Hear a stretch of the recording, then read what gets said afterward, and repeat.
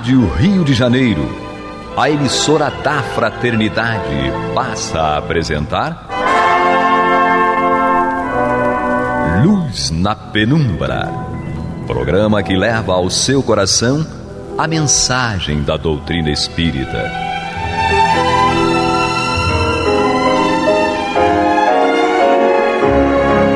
E com vocês, Eduardo Araújo, para o estudo de O Livro dos Médiuns, da obra codificada por Allan Kardec. Olá, prezados amigos, sejam todos muito bem-vindos. Estamos entrando no ar com o programa Luz na Penumbra para juntos estudarmos o Livro dos Médiuns de Allan Kardec. Comigo, Eduardo Araújo, com ele, Paulo Renato. Deus nos abençoe. E Maria de Fátima Miranda, que está lá fora, mas já volta. Vamos nós aqui, dando sequência ao nosso estudo. Você que está chegando, o Livro dos Médiuns, capítulo 2, que trata do maravilhoso e do sobrenatural. Estamos ainda no item 15 e hoje vamos para o 5º parágrafo do item 15, correto, Paulo Renato? Que trata aí de se um homem realmente morto, não é isso? Isso. Então, já que eu estou correto, nós vamos iniciar a leitura aqui. Já Maria de Fátima Miranda estará de volta para continuarmos o nosso estudo. Então, Livro dos Médiuns, capítulo 2, item 15, 5º parágrafo. Diz Kardec: se um homem realmente morto, como dissemos em começo, ressuscitar por intervenção divina, haverá aí um verdadeiro milagre, porque isso é contrário às leis da natureza. Se, porém, tal homem só aparentemente estar morto, se ainda há nele um resto de vitalidade latente e a ciência ou uma ação magnética consegue reanimá-lo, um fenômeno natural, é isso que será para pessoas instruídas. Todavia, aos olhos do vulgo ignorante, o fato passará por milagroso, e o autor se verá perseguido a pedradas ou venerado, conforme o caráter dos indivíduos. Solte um físico em um campo de certa natureza um papagaio elétrico e faça por esse meio cair um raio sobre uma árvore, e o novo Prometeu será tido certamente como senhor de um poder diabólico. E seja dito de passagem, Prometeu, nos parece, muito singularmente ter sido um precursor de Franklin, mas Josué, detendo o movimento do Sol, ou antes da Terra, esse teria operado verdadeiro milagre, porquanto não conhecemos magnetizador algum dotado de tão grande poder para realizar tal prodígio. De todos os fenômenos espíritas, um dos mais extraordinários é incontestavelmente o da escrita direta, e um dos que demonstram de modo mais patente a ação de inteligências ocultas. Mas da circunstância de ser esse fenômeno produzido por seres ocultos, não se segue que seja mais miraculoso do que qualquer dos outros fenômenos devidos a agentes invisíveis, porque esses seres ocultos que povoam os espaços são uma das potências da natureza, potências cuja ação é incessante, assim sobre o mundo material como sobre o mundo moral. Então, nesse 5º e 6º parágrafo aí, do item 15, tem 2 tópicos que Kardec traz. O primeiro é a questão da pessoa que é dada como morta e volta à vida, o que muitas pessoas ainda acreditam nessa possibilidade de ressuscitar uma pessoa morta. Recentemente eu vi até uma matéria inusitada, mas é real. Uma família de um pastor aguardou aí durante um bom tempo, porque ele desencarnou e ele tinha dito que iria ressuscitar. E eles ficaram esperando que tal fato acontecesse e não aconteceu. Algumas pessoas levaram isso em tom de brincadeira, o que não é adequado, até porque deve ser respeitada a crença dos nossos companheiros, mas causou uma frustração na família, o fato dele ter realmente desencarnado e não ter conseguido ressuscitar, pela falta de conhecimento que eles têm, levando literalmente a interpretação bíblica ao pé da letra. E depois, nesse 6º parágrafo, Kardec vai falar de um fenômeno espírita extraordinário, que é a escrita direta. E aí eu já vou deixar por conta da Maria de Fátima Miranda e do Paulo Renato tratarem aí desse 5º e do 6º parágrafo. O quinto parágrafo, o Paulo Renato, no programa passado, ele estava narrando a história daquele garoto, não é? Citado no livro e no filme O Céu é de Verdade. Isso. Continua, Paulo. Você precisou parar por conta do horário do programa que esgotou. É interessante porque, como nós havíamos lembrado, embora palidamente, Miranda tem uma lembrança maior, mas nós havíamos relembrado do filme O Céu é de Verdade. Sim. Miranda disse que é um livro, existe um livro e o filme foi baseado no livro. Isso. Então o pastor ensinava na sua igreja as questões sobre céu e inferno. Mas quando o filho dele adoeceu e foi dado por muitos como morto, embora na clínica médica mesmo, ele não tinha sido considerado morto, mas numa situação bem grave. Ele voltou ao corpo contando determinadas coisas que ele vira fora do corpo. Inclusive ele diz que se viu flutuando, se eu não me engano, acima do corpo, viu o pai na igreja brigando com Deus. Na capela do hospital. Na capela, porque ele brigou com Deus, porque não queria que Deus levasse o filho, que levasse a ele, não o filho. A esposa numa ligação telefônica. Então, é muito interessante as descrições que ele faz enquanto ele estava fora do corpo físico. Ele diz, inclusive, que viu Jesus. Então, fez todo um relato que deveria comprovar a teoria ensinada pelo pai lá do púlpito, lá da igreja, na igreja em que ele pregava. E um pastor muito considerado, inclusive.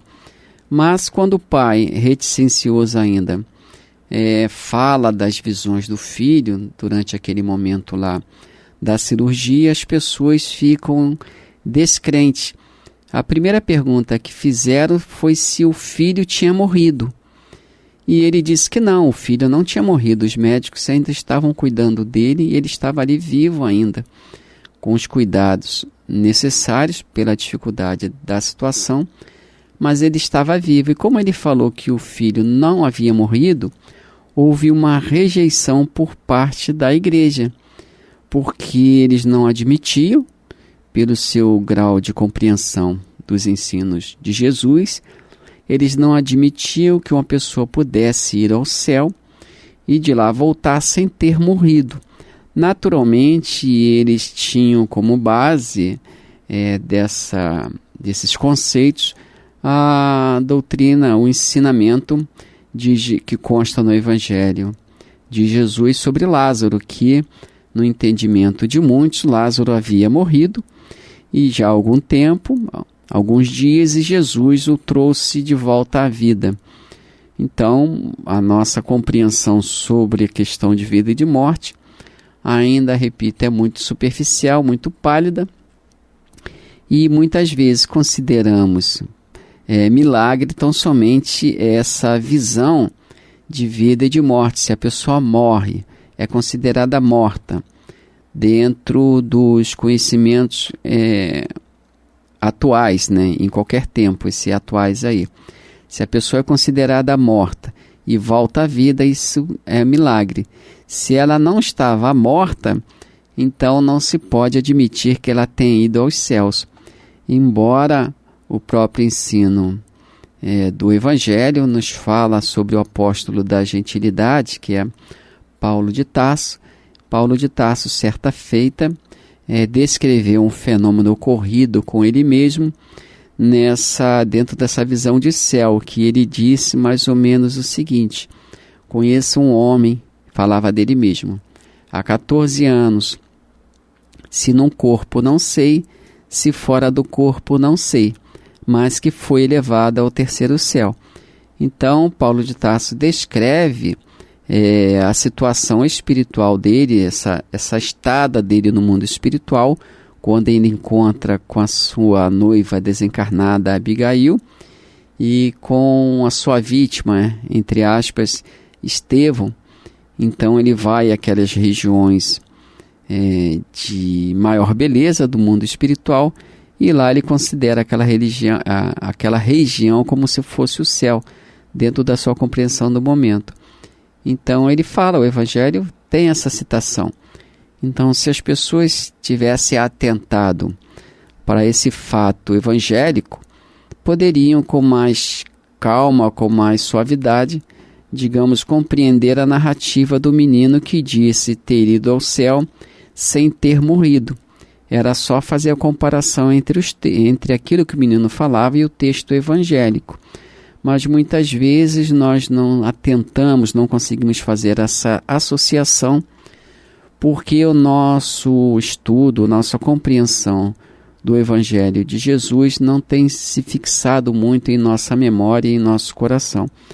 E quando precisamos fazer essas associações para compreendermos melhor determinados fenômenos na vida, nós estamos muitas vezes vazios de compreensão e ficamos analisando o fato de um momento de uma forma isolada, sem conseguir colocá-lo dentro dos nossos estudos evangélicos.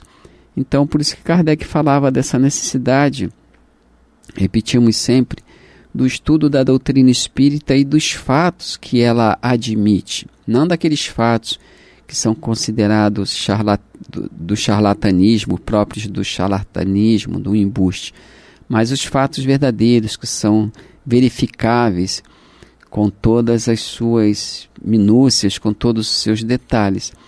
E mais, no que diz respeito à escrita direta, quando Kardec coloca aqui, de todos os fenômenos espíritas, um dos mais extraordinários é incontestavelmente o da escrita direta, muitos também levantam determinados senões, determinadas interrogações a esse respeito, mesmo alguns que tenham estudado a doutrina espírita, embora palidamente.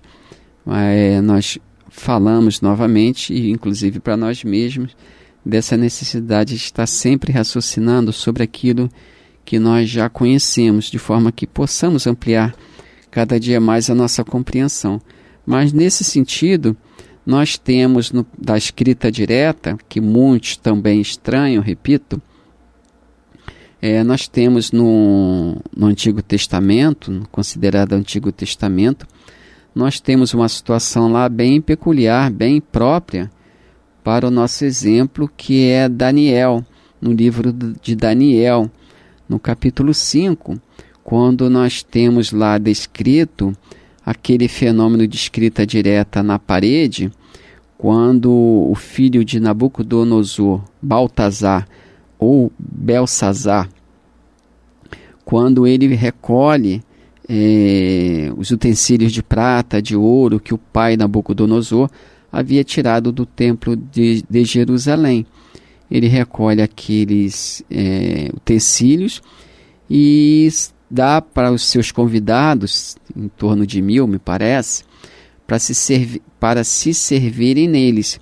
E no mesmo instante, como diz o texto evangélico, o texto de Daniel, no mesmo instante apareceram os dedos de mão de homem e escreveram defronte do candeeiro, na candura da parede do palácio real, e o rei via os dedos que estavam escrevendo. Então nós temos lá uma visão perfeita de escrita direta e descrito no próprio texto de Daniel. Então, isso não é um fenômeno, a escrita direta não é um fenômeno que pertence ao espiritismo, embora Allan Kardec tenha estudado esse fenômeno e outros pesquisadores, não só Allan Kardec, antes e depois dele, houve pesquisa nesse sentido. Então, a escrita direta é um fato, que registrado, repito, inclusive no Antigo Testamento. E o rei Belsazar, ou Baltazar, ele viu os dedos, o dedo aparecendo lá no alto e escrevendo de uma forma direta. E estava escrito, vou ler aqui na minha Bíblia, estava escrito o seguinte, não sei se a pronúncia é exatamente essa, mas vou ler do jeito que está escrito, Mené, Mené, Tekel e Parsim. E a interpretação que Daniel deu daquela escrita direta foi a seguinte: Ele diz assim: esta, pois, é a escritura que se traçou, e esta é a interpretação daquilo. Mené. Aí a resposta de Daniel, o que significa: contou Deus o teu reino e deu cabo dele. Isso falando de Belsazar, ou Baltazar, do reino de Baltazar, filho de Nabucodonosor. Tekel. Pesado foste na balança e achado em falta. Pérez. Dividido foi o teu reino e dado aos medos e aos persas. Então mandou Belsazar que vestissem Daniel de púrpura e lhes pusessem cadeia de ouro ao pescoço e proclamassem que passaria a ser o terceiro no governo do seu reino. Aí continua: naquela mesma noite foi morto Belsazar, rei dos caldeus. Então, o Antigo Testamento, repito, fala-nos com muita propriedade dessa escrita direta que muitas vezes a pessoa não nega por não compreender. Mas os textos antigos estão cheios dessas riquezas. E na questão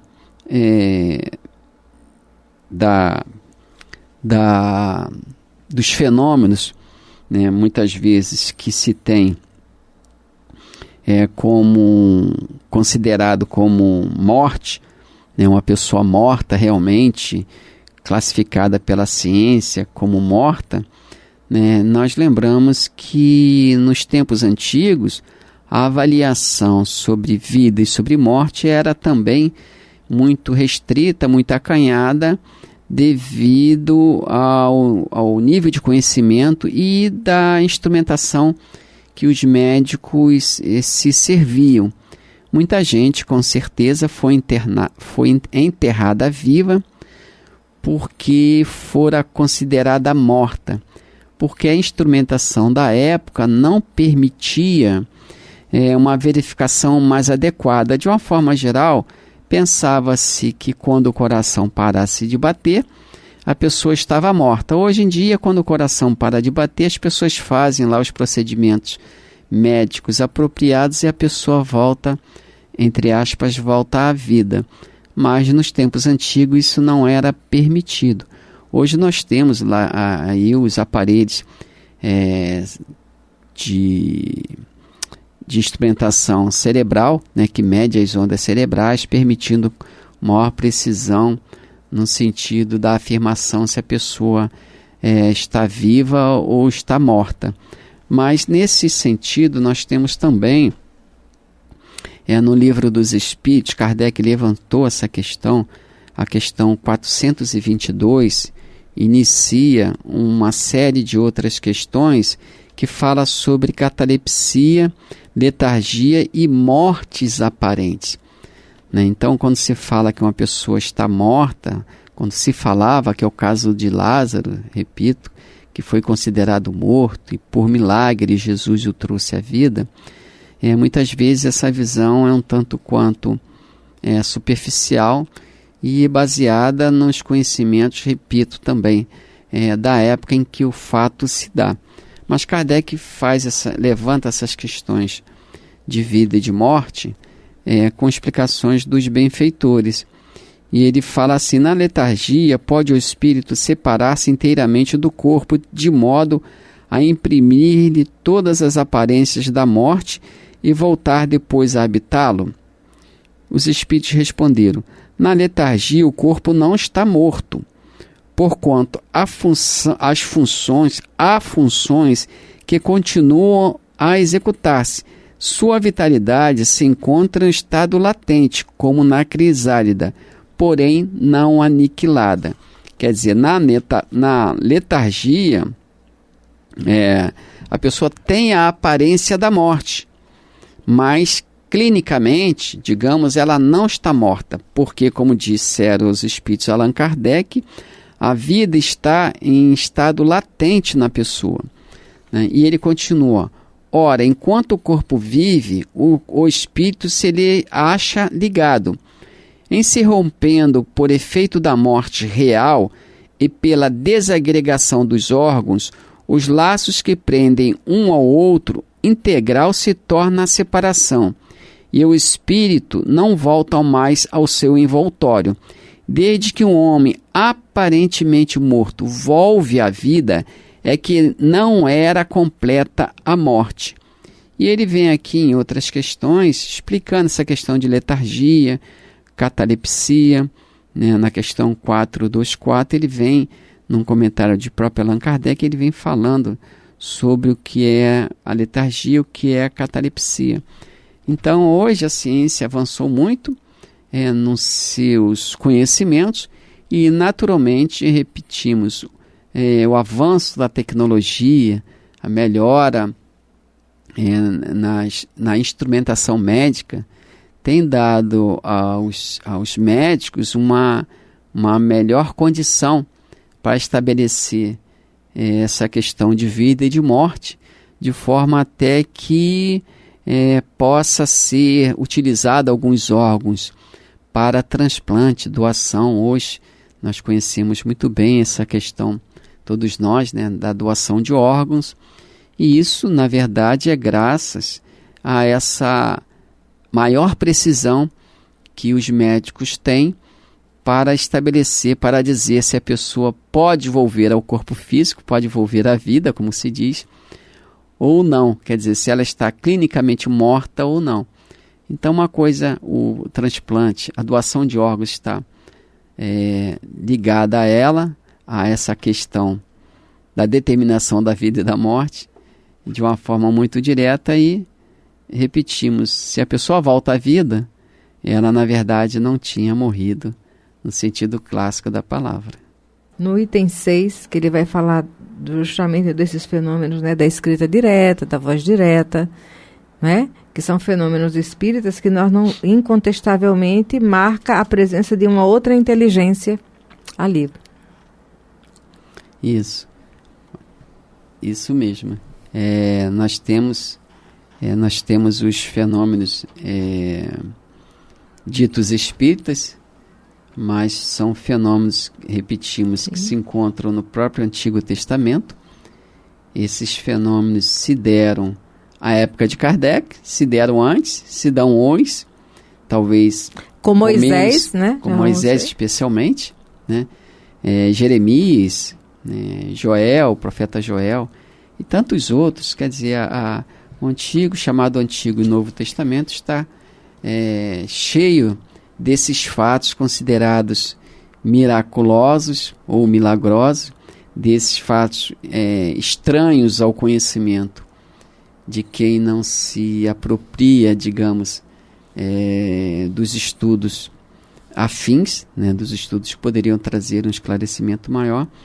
Então, para todos os fatos que fogem ao nosso raciocínio, tendemos, por inclinação particular, nós tendemos a rejeitá-los ou enquadrá-los dentro dos nossos preconceitos, dentro dos conceitos superficiais que abraçamos.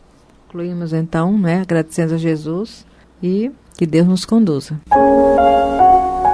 Você está ouvindo o programa Luz na Penumbra.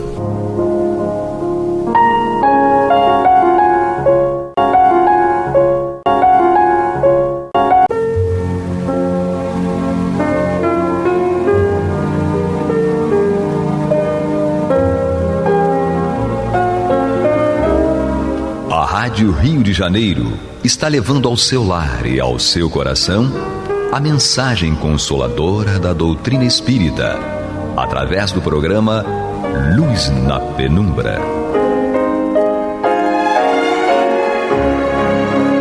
E agora com vocês, Amaury Santos e Astênio Oliveira, para comentar os textos da Revista Espírita de Allan Kardec, no período de 1858 a 1868. Olá, meus amigos. É muito bom estar com vocês novamente para darmos sequência do estudo do livro da Revista Espírita de 1858 a 1868. Agradecendo aí ao Jefferson, que está nos amparando para que nós possamos aqui fazer o estudo. Eu, Amaury Santos e Astênio Evangelista de Oliveira. Pois bem, Astênio, mais uma vez já vamos passar para outra categoria, né? Outra classe, né? Outra classe. Então nós estamos estudando os a escala... levianos, né? Nós estávamos nos levianos, né? Isso, nós estamos estudando a escala espírita, né? Porque pode ser que alguém esteja assistindo o programa hoje e não tenha assistido os anteriores, né? Perfeito. Nós estamos estudando a Revista Espírita de fevereiro de 1858, a escala espírita. Então, começando pelos espíritos de terceira ordem, que são os espíritos imperfeitos. Primeiro, Kardec trouxe as características gerais desses espíritos da terceira ordem, né? Depois ele dividiu essa terceira ordem em 4 classes, e aí começando pela 9ª classe, onde estão os espíritos impuros. Depois nós vimos a 8ª classe, que foram os espíritos levianos. E hoje nós vamos entrar na 7ª classe, que são os espíritos pseudo-sábios. Pseudo-sábios. Né? Pseudo-sábios. Então parecem sábios, mas não são, né? Esses também nos enganam. São, né? Perigosos, né? São perigosos. Então, sobre os espíritos pseudo-sábios que estão na classe dos espíritos imperfeitos, né? Kardec diz o seguinte: seus conhecimentos são bastante amplos, mas acreditam saber mais do que realmente sabem. Tendo realizado alguns progressos sob diversos pontos de vista, a linguagem deles tem um caráter sério que pode iludir, né? Que pode enganar quanto às suas capacidades e luzes. Porém, na maioria das vezes, isso não passa de reflexo dos preconceitos e ideias sistemáticas da vida terrestre, né? Então, todo cuidado é pouco. Isso na leitura, né, das obras, né, das comunicações, né, que nos são enviadas pelos espíritos pseudo-sábios, né? Mas, como diz sempre Kardec, nós devemos observar a linguagem. Perfeito. Tá certo? Então, e o conteúdo. Né? Sim, a linguagem, né? Exatamente o conteúdo da linguagem, né? É o conteúdo da linguagem, porque, como você muito bem colocou nas outras entrevistas, né? O quanto isso nos encanta, né? Às vezes a gente ouve tanta coisa bonitinha, mas é tão frágil na realidade. Sim, se a gente verifica, né, tem vários sinais, né? Por exemplo, o espírito é muito prolixo, né? Então é aquele que escreve muito para poder falar pouco, né? Quer dizer, tem pouco conteúdo, né? Então, se é prolixo, não é espírito superior. A gente pega uma mensagem do Emmanuel, de qualquer livro do Emmanuel, desses de páginas, e você tem uma enciclopédia numa página só, né? Quer dizer, é muito conteúdo num texto pequeno. Isso. Quando é ao contrário, né, pouco conteúdo num texto grande, não é de espírito superior de maneira alguma. É verdade. Né? Então, prosseguindo sobre os espíritos pseudo-sábios, né? Então Kardec diz que a linguagem deles tem um caráter sério que pode iludir quanto às suas capacidades e luzes, porém, na maioria das vezes, isso não passa de reflexo dos preconceitos e ideias sistemáticas da vida terrestre. É uma mistura de algumas verdades com os erros mais absurdos, em meio aos quais despontam a presunção. Então, lembremos sempre que a presunção é uma característica de espírito pseudo-sábio. Então, quando a gente verifica o espírito se apresentando, né, como um missionário, a gente tem visto, então, os espíritos, obviamente, usando nomes fictícios, né, nomes que não são deles mesmos, e ele dizendo assim, tudo que se fez em doutrina espírita até agora foi apenas um treinamento. A partir de agora, nós estamos trazendo a verdadeira feição do espiritismo. Olha a presunção. Né? Então, sabe-se que é um espírito pseudo-sábio, porque jamais um espírito superior diria que ele está encarregado, né, que ele faz parte da equipe de espíritos encarregada de trazer a nova visão da doutrina espírita, né, a visão aperfeiçoada da doutrina espírita e daí por diante. Né? E a gente vê isso, né, Astênio, com os encarnados, né? Quantos espíritas criticam Chico Xavier, Sim. Divaldo Pereira Franco, né? E não vê, como você falou,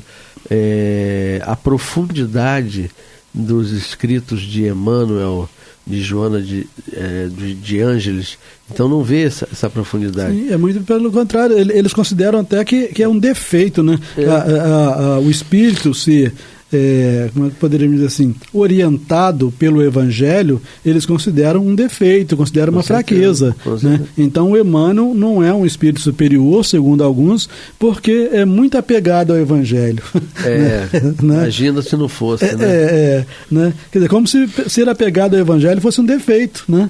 Então, ver onde chega a vaidade, não é isso? É verdade. Bom, então é uma mistura de algumas verdades com os erros mais absurdos, em meio aos quais despontam a presunção, o orgulho, o ciúme e a obstinação de ainda não puderam, ou que ainda não puderam livrar-se. Né? Então, eles, embora na condição de desencarnados, não se livraram ainda da presunção, do orgulho, do ciúme, perfeito, né? da obstinação. Então, se apegam em determinados pontos de vista, né, que não abrem mão de maneira perfeito. Alguma. Né? É como se aquela fosse a única verdade. Orgulho, né? Aí, né? Né? E esses pseudo-sábios encarnados também são uma lástima, uma praga para a humanidade. Não é verdade? Não é? São os que geram, inclusive, uma perturbação no sentido de dúvida, né? Porque eles vão dando dúvida em tudo quanto é área que eles atuam. Sim, não tem abertura de espírito para poder observar que nem tudo é absolutamente ruim, que mesmo naquilo que tem algo ruim, tem também algo de bom. Com certeza. Né? Sabe? Então, aproveita o que é de bom, como dizia o Paulo de Tarso, né? Aproveita o que é de bom. Isso se aplica em tudo, não é só no estudo religioso, não. Com né? certeza. Se aplica tudo. Aproveita o que há de bom na política, aproveita o que há de bom na ciência, não é isso? Porque senão você classifica tudo como porcaria. Sim, não, todo político é corrupto. Mas e aí? E os que não são? Sim. Aí você os envolve, né, nessa situação. Como é? Todo médico é assim, é assado. Não é. A gente está classificando isso generalizado porque você teve, às vezes, uma experiência negativa. Sim, mas é onde tem as coisas boas, né? Ninguém fala. Eu ouço muito falar aí na sua área, né? Que eu tenho vários parentes meus que são advogados. E a gente ouve, né? Porque a gente vê na mídia, muitas vezes, né, advogados defendendo que é direito, isso aí é certo, é direito, né, defendendo, às vezes, um bandido, um assassino, mas ele tem direito pela lei ser defendido. Agora, ninguém fala daqueles irmãos nossos advogados que estão trabalhando no anonimato, retirando da cadeia vários irmãos que estão presos, cujas penas já acabaram, e eles estão há 10 anos, 15 anos presos e não se soltaram. Então, tudo tem um lado bom. Você colocou muito bem, tudo tem um lado bom. Mas tem gente que insiste em só ver o lado negativo. Então, precisa ter abertura de espírito, né? Com certeza. Então, nós concluímos agora a 7ª classe, que são os espíritos pseudo-sábios, né? Verificamos que a característica principal deles é achar que sabem mais do que efetivamente sabem, né? E aí na 6ª classe, né, que é a última dos espíritos imperfeitos, então Kardec dividiu em 4 grupos, né? A 9ª classe, a 8ª classe, a 7ª classe e agora a 6ª classe. Na 6ª classe dos espíritos impuros, nós temos os espíritos neutros, né? Então, olha só, a neutralidade também pode enquadrar a pessoa como espírito impuro. Isso, né? Aí. Então, os espíritos neutros, Kardec diz o seguinte: nem são bastante bons para fazerem o bem, nem bastante maus para fazerem o mal. Ou seja, são mornos, né? Estão sempre em cima do muro. Isso. Né? Então, o que a gente está vendo em todos os programas, aquilo que caracteriza os espíritos também caracterizam os homens, que são espíritos encarnados. Então, existem os homens neutros também, né? Que nem são homens bastante bons para fazerem o bem, nem homens bastante bons para fazerem o mal. Inclinam-se tanto para um como para outro, e não se elevam acima da condição vulgar da humanidade, quer em moral, quer em inteligência. Apegam-se às coisas deste mundo, de cujas grosseiras alegrias sentem saudades. Então, esses espíritos neutros, que não se apegam definitivamente ao bem, porque se fossem se apegassem ao bem, não seriam espíritos imperfeitos, não se apegam também ao mal, ficam em cima do muro e para onde forem chamados eles vão. Com certeza. É aquele que não tem uma opinião própria, né? Isso, é. E isso tá nos encarnados, a gente sabe disso, né? A gente tá cheio de irmãos aí nossos que trabalham nas atividades, e aí o chefe fala, pegando só fala assim, mas isso aqui, que você acha que nós temos que fazer, fulano? Pede uma opinião, o chefe. Uhum. E aí aquele que deveria dar opinião fala assim, mas o que o senhor acha? Aí joga de novo, aí o cara diz, eu acho isso, é o que eu acho também. Então é neutro, ele não tem opinião própria, isso, e aí quando a gente sai daqui, vai para a outra dimensão, a gente continua nessa mesma faixa. E é um perigo nós sermos homens neutros, né? É verdade. Como é um perigo ser espírito neutro. Porque, por exemplo, o jovem criado em boa família e com bons exemplos e que acabam se envolvendo com dependência química, com uso de drogas, sim, normalmente era um jovem neutro, né, um espírito neutro, sim, encarnado, cujos amigos, né, entre aspas, insistiram para essa ou aquela experiência, e ele, como não tinha valores fortes, né, cedeu. Né? Então, a neutralidade é perigosa, porque leva a criatura a experiências, né, que causam prejuízos. A ser um joguete, né? Isso, um joguete. Na mão daqueles que têm uma personalidade mais Então, incisiva. é importante que nós tenhamos a nossa formação, né, os nossos valores, sim, sólidos, não rígidos, porque o rígido é o que a gente viu ainda há pouco. Rígido é aquele que acha que só ele tem razão. Exatamente. Né? Mas temos valores sólidos, é super importante. Perfeito. Não é isso? E aí entraremos então, no estudo dos espíritos da segunda ordem. Né? Nós estamos estudando a escala espírita.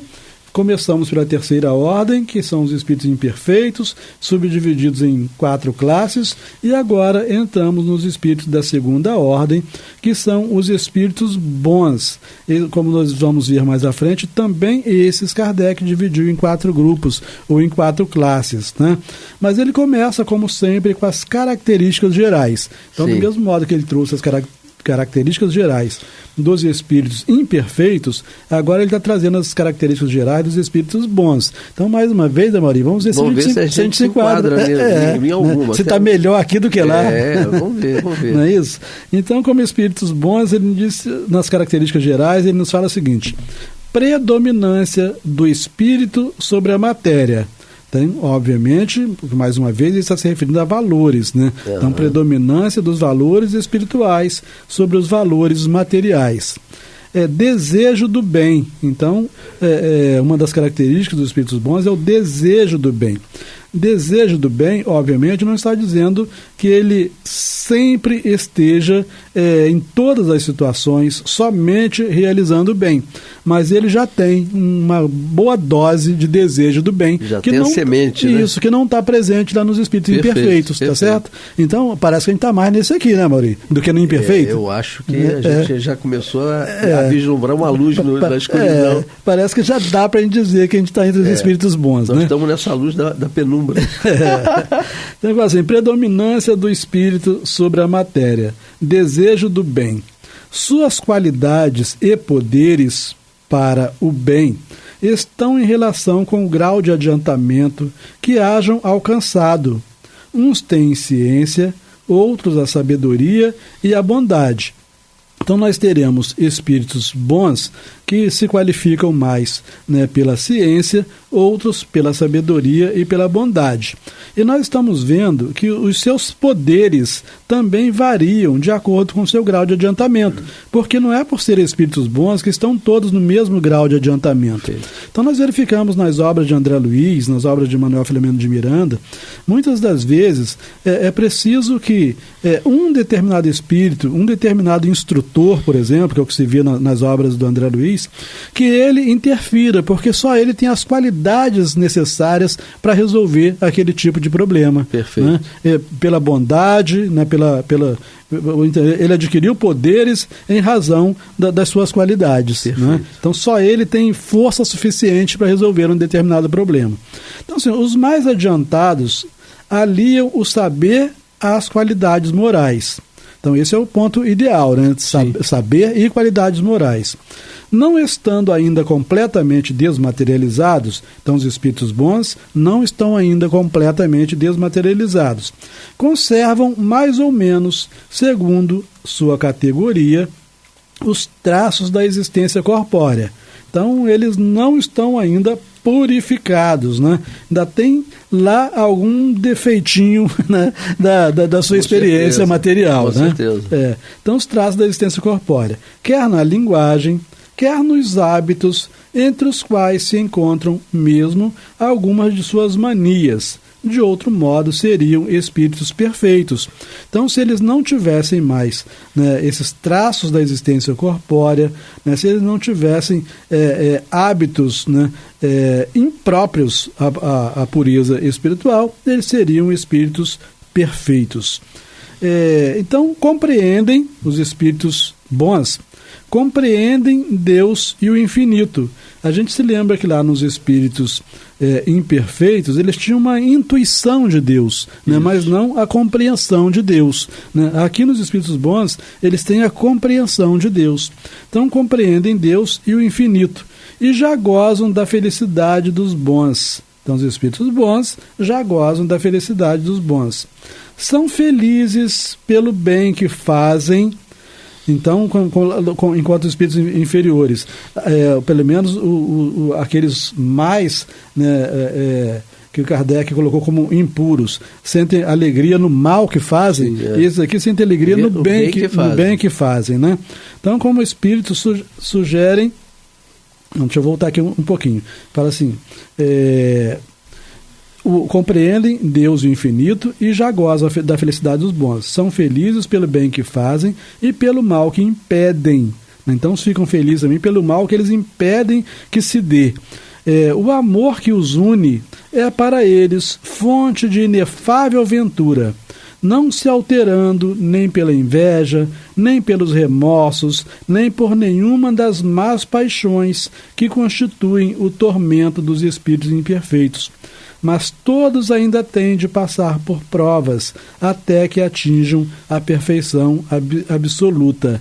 Então, os espíritos bons ainda estão sujeitos às provas, porque são essas provas que irão contribuir para que eles se aperfeiçoem, né, para que adquiram a chamada perfeição absoluta. Eles já estão no caminho, né? Isso. Estão no caminho. Estão no caminho. E eles sabem que tem que reencarnar ainda, né, porque a matéria funciona como esse filtro que vai limpando as nossas impurezas, né, pouco a pouco. Só eu queria chamar a atenção, né, que quando Kardec coloca que até que atinjam a perfeição absoluta, seria, Kardec está dizendo mais no sentido de perfeição máxima, né? Porque a perfeição realmente absoluta é a perfeição de Deus. Né? Então, nós temos uma perfeição que para nós seria absoluta no sentido de máxima, né? Que nós não vamos passar dali.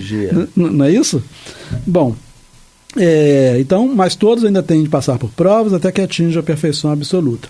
Como espíritos, então como desencarnados, né, sugerem bons pensamentos, enquanto os outros, né, os inferiores, sugerem maus pensamentos, esses sugerem bons pensamentos.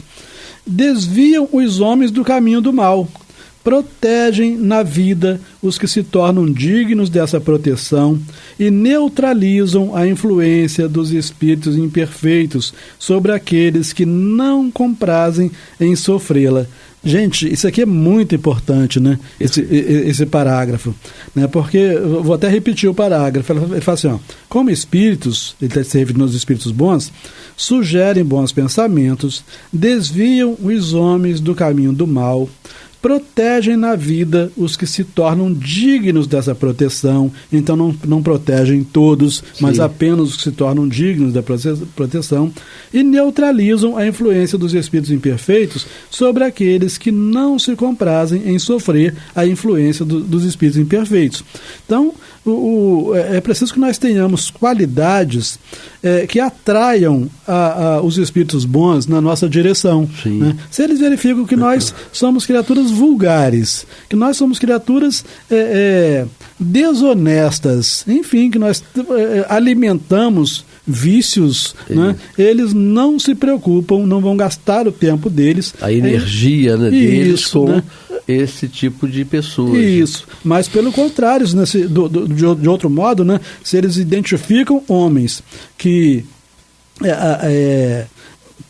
são dignos, né, que se esforçam efetivamente, né, para viverem de acordo com as leis de Deus, eles secundam esses homens em muitas ocasiões. E a nossa vida às vezes a gente fala assim, puxa, mas como eu sofro? A gente não sabe quanto a gente sofreria se eles não estivessem nos amparando. É verdade, não é? Verdade. Vamos prosseguir um pouquinho, né? Nós já estamos caminhando para o final desse programa, mas a gente consegue concluir ainda hoje essas características gerais dos espíritos bons. Tá? Vamos lá. Então, Kardec diz o seguinte: quando os espíritos bons estão encarnados, aí vamos ver se estamos aqui? Vamos ver agora. Então, quando encarnados, são bons, então são homens bons, tá certo? E benevolentes com os semelhantes. Então são caridosos, não é isso? Importante. Né? Não são movidos pelo orgulho, nem pelo egoísmo, nem pela ambição. Não experimentam ódio. Então os espíritos bons, quando encarnados, não experimentam ódio. Se nós ainda nos permitimos experimentar ódio, já tá. Né? Estamos com um pé lá, outro pé cá. Estamos bem na penumbra mesmo. Então não experimentam ódio, rancor, inveja ou ciúme e fazem o bem pelo bem. Né?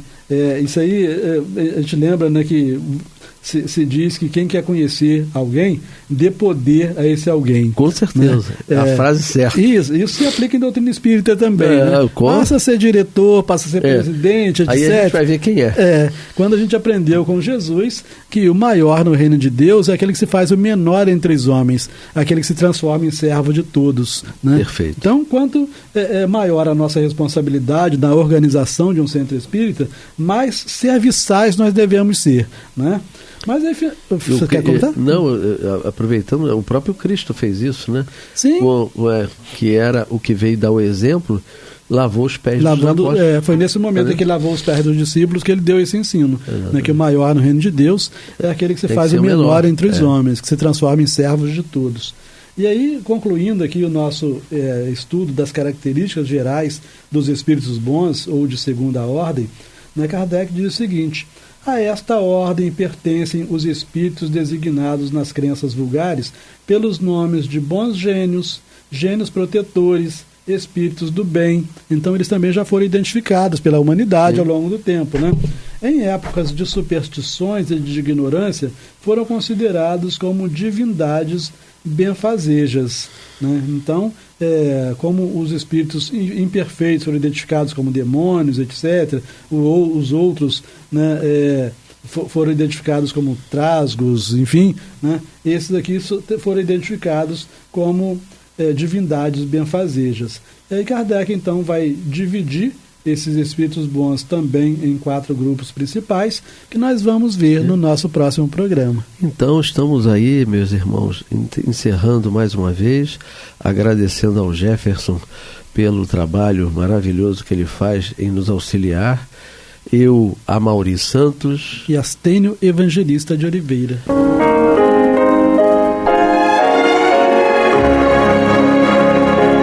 E vamos ouvir agora a prece de encerramento de nosso programa, na voz de Geraldo de Aquino. Jesus, dá-nos coragem para a luta, piedade para os insultos e misericórdia para as injustiças e ingratidões. Limpa nossa alma de inveja e ambições mesquinhas, de ódio e de vingança o nosso caminho.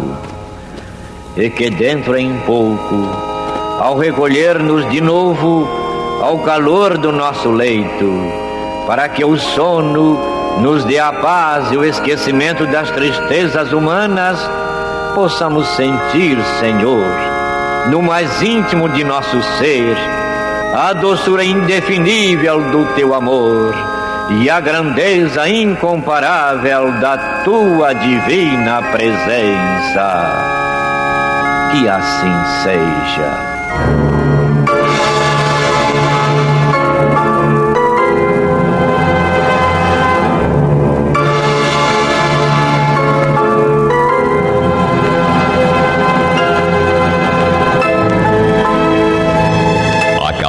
de apresentar o programa Luz na Penumbra, que voltará a ser apresentado amanhã às 21 horas nesta emissora.